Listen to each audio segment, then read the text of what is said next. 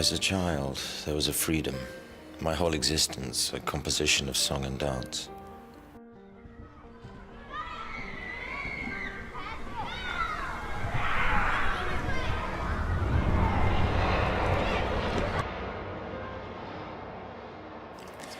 Unfortunately, as I have matured into adulthood, this is a life which has long been unavailable.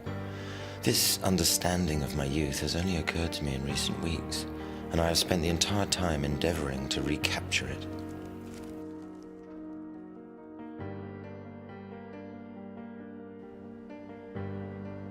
It seems to me that everyone is always trying to capture that undefinable magic of childhood, even when they are in unpleasant circumstances.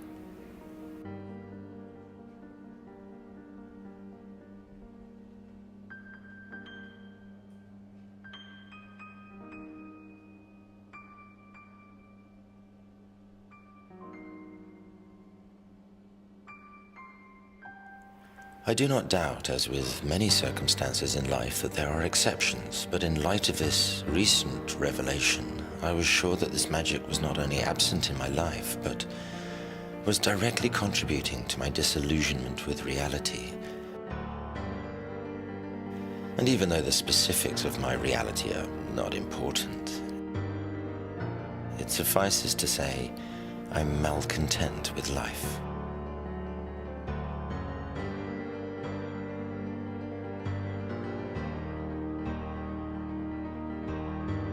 And with every day that I grow older, I feel that my cynicism matures.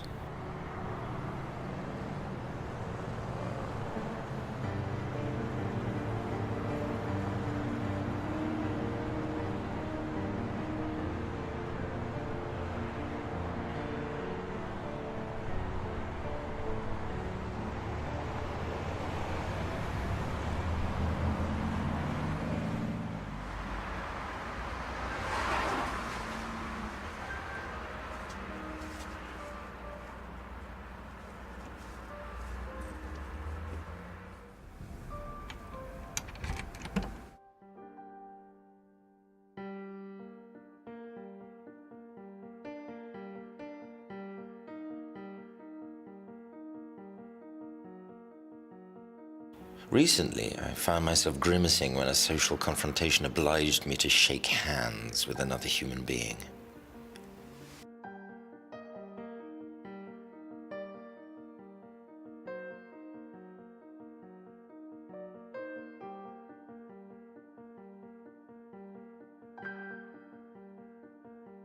And it was this, amongst a host of other incidents, which has led me here. The bath.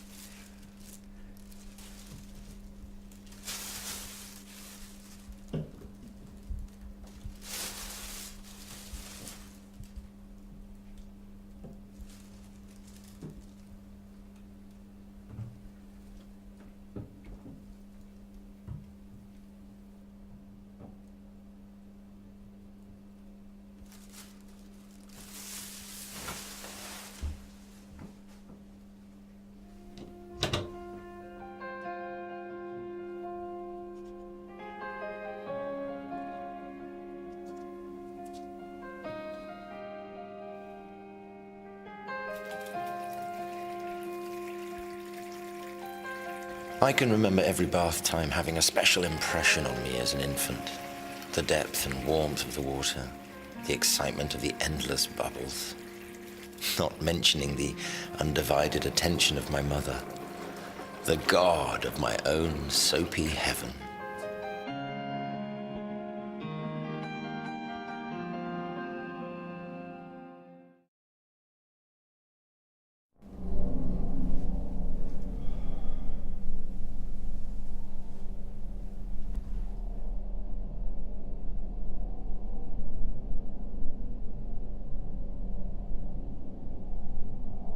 For hours I lay silent, bathing in the nothingness of the tranquil water. I could feel the bubbles upon my chest and around my neck, kissing, tickling until they climaxed in sweet bursts of perfumed vapor.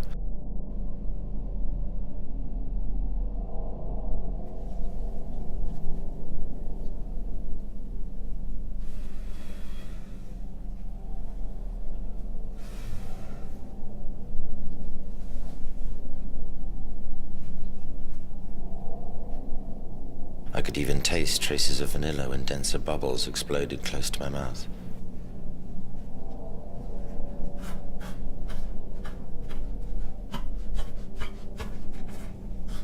I was drunk on the sensuality, blissfully inebriated.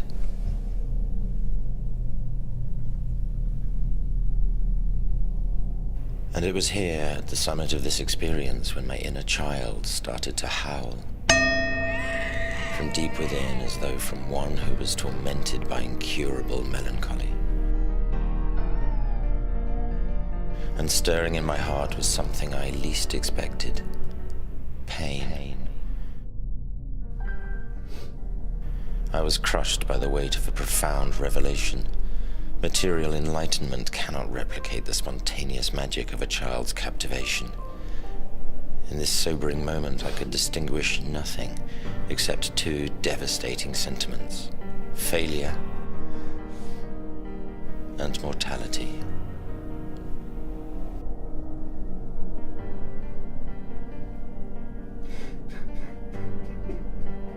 I can hear my tears burning the bubbles.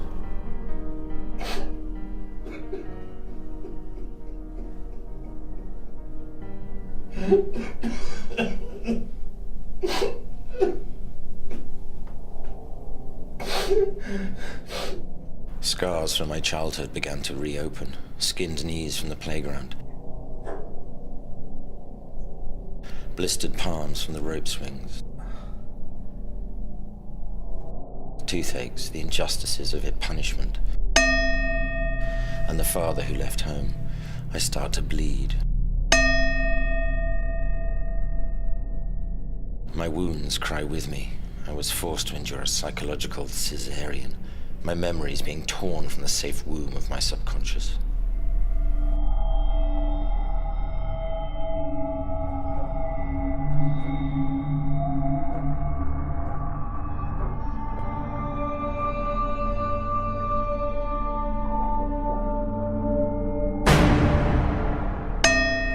I'm aware of nothing but darkness.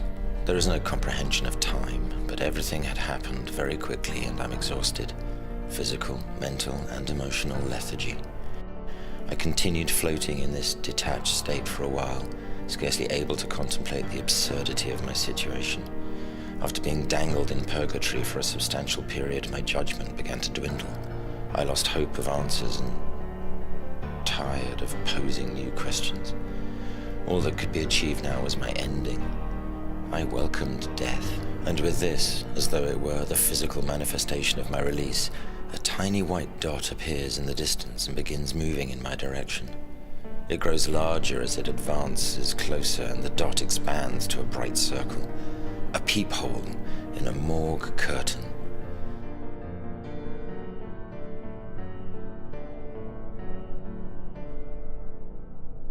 And from nowhere, images dense in color and texture start to appear in front of me, fleeting memories.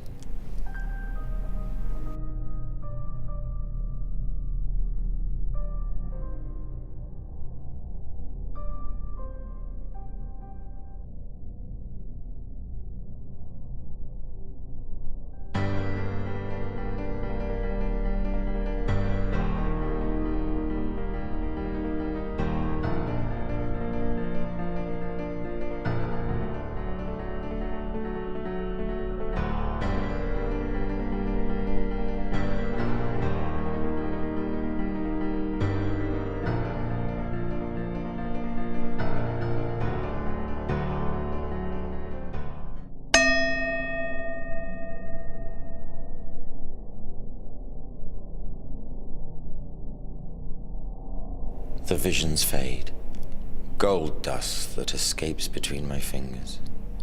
My tired eyelids fold upon themselves like withered petals. The grip of the black releases me.